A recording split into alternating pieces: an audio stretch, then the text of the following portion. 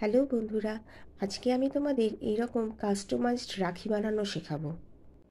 এর জন্য প্রথমেই আমি একটা কাপড়ে সার্কেল এঁকে নিয়ে তার মধ্যে এখানে আমি দাদা বলে লিখে নিয়েছি, যেহেতু আমি এটা আমার দাদার জন্য বানাচ্ছি। আর তোমরা যদি তোমাদের ছোট ভাইয়ের জন্য বানাও তাহলে এখানে ভাইও লিখতে পারো বা কারোর নাম লিখতে পারো। আর উপরে ফুল বানানোর জন্য কয়েকটা সার্কেল মার্ক করে নিয়েছি। এখানে প্রথমে লেখাটাকে আমি এইভাবে সেলাই করে নিচ্ছি।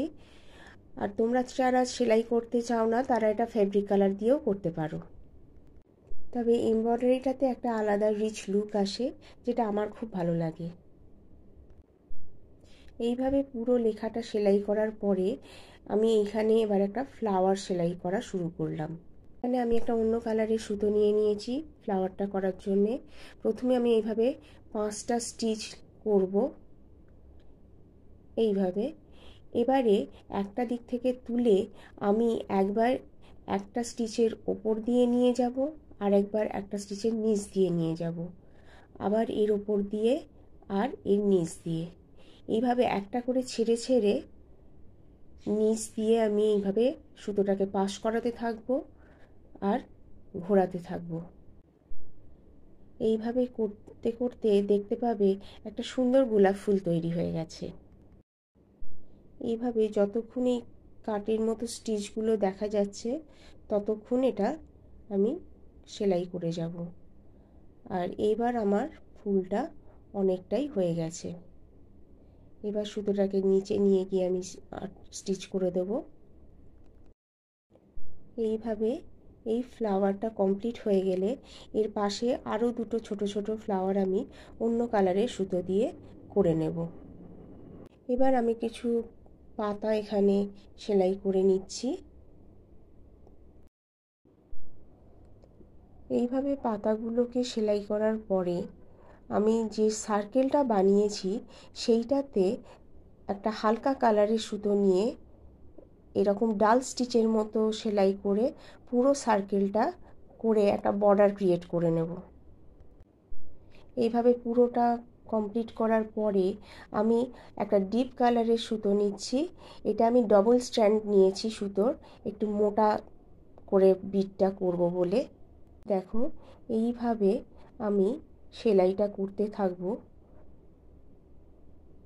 আর একটা সুন্দর বর্ডার পুরো তৈরি হয়ে যাবে রাখির চারধারে।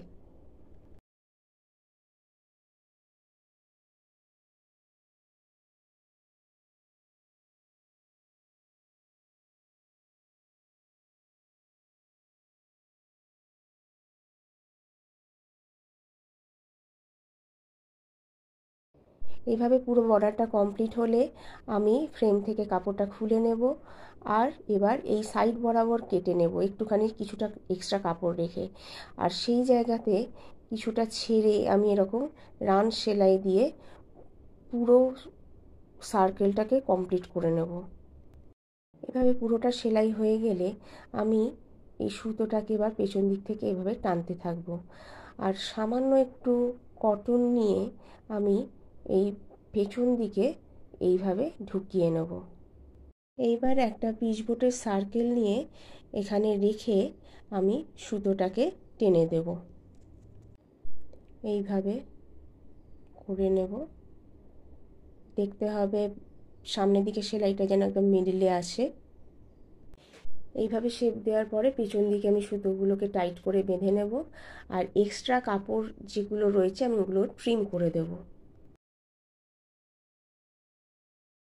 এরপর এর পেছন দিকে মাঝ বরাবর আমি ফেব্রিক গ্লু লাগিয়ে নিয়েছি, আর একটা আমি এই যে সুতোগুলো দিয়ে সেলাই করেছি সেই কালারগুলোকে রেখেই একটা রোপ বানিয়েছি, সেটা এইভাবে আমি লাগিয়ে নেব। এরপর আর একটা কাপড়ের সার্কেলকে এইভাবে আঠা দিয়েও লাগাতে পারো অথবা সেলাইও করে নিতে পারো পেছনে। আমি এখানে ফেব্রিক গ্লু ইউজ করছি, দিয়ে এইভাবে লাগিয়ে নিচ্ছি। আর ব্যাস এইভাবেই রেডি হয়ে গেল আমাদের কাস্টমাইজড রাখি। আর বন্ধুরা, আমার দাদার জন্য বানানো এই রাখিটা তোমাদের কেমন লাগলো অবশ্যই কমেন্টে জানিও। যদি ভালো লেগে থাকে তাহলে please like, hype, share and subscribe my channel.